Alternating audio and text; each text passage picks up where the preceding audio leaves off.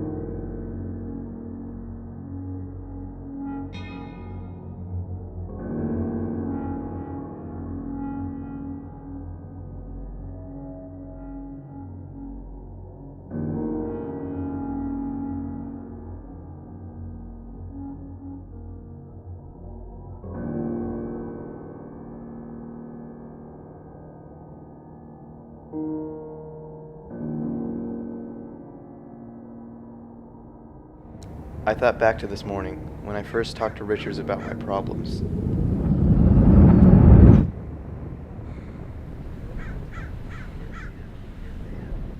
Eyes, you say. I know it sounds ridiculous, Richards, but you have to believe me. And they killed the boy? They made me do it. Well, why don't you just take those bandages off and prove it, Frank? No, it gives them too much power. I let them see last night, and that's why the boy's dead. Why don't you go back to the very beginning? Tell me how it all started. All right, about 4 months ago, my hands began to itch. It was horrible, almost as bad as the itch of healing flesh from the burns I got in the crash. None of the symptoms matched anything I or anyone else apparently had heard of. My hands had soft, puffy spots all over them, spots that were horribly warm and sensitive. I fell asleep later that night and awoke to something horrifying. I could still see the book.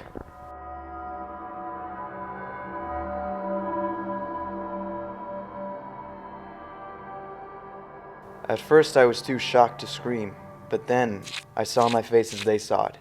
I saw the face of a monster.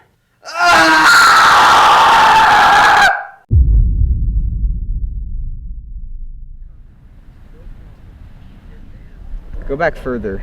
Can you remember anything out of the ordinary in the shuttle flight? Some point at which you might have been infected with something from outside? I told you already, everything went exactly as planned. Earl was the only one to leave the shuttle, and if he brought anything back, it didn't show up on the scanners. So there was no time when you were directly exposed to space? I'm not even sure this thing is from space. I could have gotten it right here, on the beach.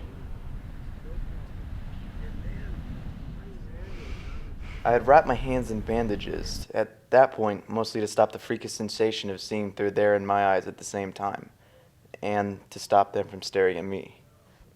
I couldn't tell anybody. The government would probably put me in some research center. I thought of telling you then, but at that point I wasn't desperate enough. I lived with the eyes for 3 months. Most of the time I was in charge, but strange things were always happening. I'd go to sleep and wake up in another room with my hands unwrapped, showing things to them. Photographs, books, cooking utensils. Everything the eye saw was horribly distorted, monsterish. They hate everything about this world. I know they do. And the more they see, the more the doorway opens. The doorway? I am the doorway. Their doorway to our world. I do everything I can to keep it shut, but still it inches open. Frank, when you tell these stories, say you find yourself walking someplace or standing somewhere, but you can't stand, Frank. You're dead from the waist down. You see that car over there? That car isn't alive, but you can get inside it and control it. You can make it do anything you want. You can make it kill, and it would do nothing to stop you. Frank, tell me about the boy. About a week ago, I came out here to relax and unwrap the eyes. They're more calm when I let them see. I saw him now and again, sifting patiently through the sand looking for change. I assumed he was from town. The boy had waved at me, and I, not thinking, waved back. The eyes saw the boy, and I saw the boy as they saw him. A distorted and obscene parody of sentient life. A monster, undeserving of existence, and I felt my mind give way to them.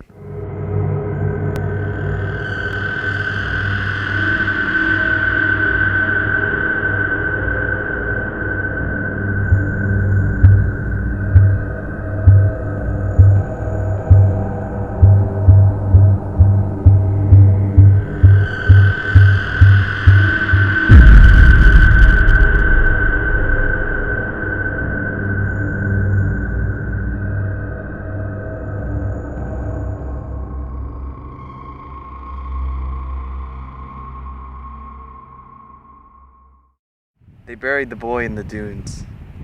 Do you remember where? Yes. Let's go look for the grave.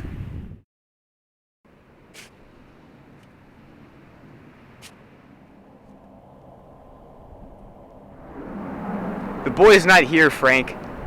The guys must have moved the body last night. They're gaining the upper hand, Richard. The doorway is opening wider. Frank, stop it. This is ridiculous. You need some sort of medical help. Well, then where's the boy? Someone must have reported him missing. There is no boy, Frank. Come on, this is ridiculous. Richards, wait.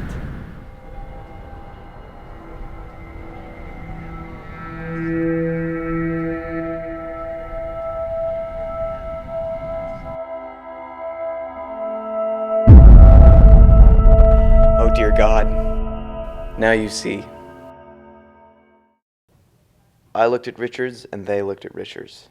I saw a face I had known and loved for many years. They saw a distorted living monolith. He was hideous. How could I have lived near him, spoken to him?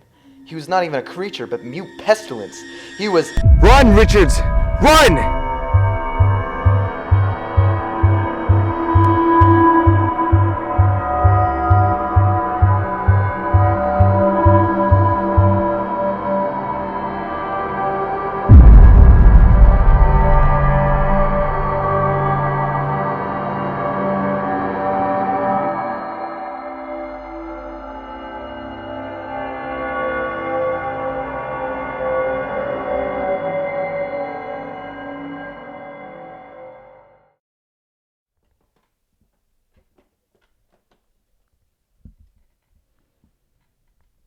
They were tired now, slumbering, but soon they would be back stronger than before. I had to shut the doorway forever.